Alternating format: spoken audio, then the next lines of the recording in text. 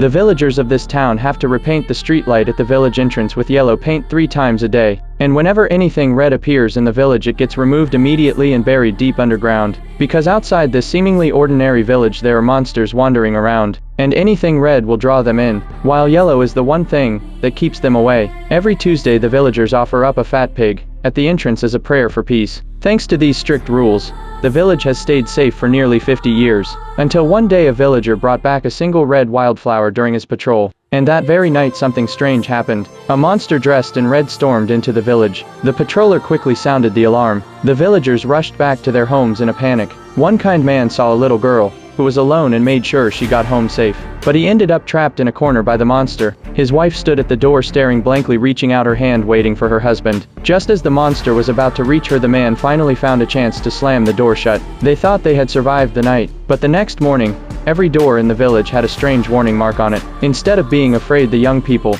in the village started daring each other to test their courage. One of them stood on a stump with his back to the woods and spread his arms wide, while his friend hid far away behind a big rock. They wanted to see just how brave their friend really was. Suddenly, the sound of a snapping branch came from behind the boy. Terrified, he jumped off the stump and ran off, leaving his friend behind. Luckily, the monster didn't go after any of them. The next day, the village chief held a grand wedding for his daughter. But just as everyone was caught up in the celebration, a sharp whistle cut through the air. A group of kids burst into the venue saying they had seen the monster. The villagers grabbed their oil lamps and lined up to head back home. But as soon as they reached the village entrance, they were frozen in fear by what they saw.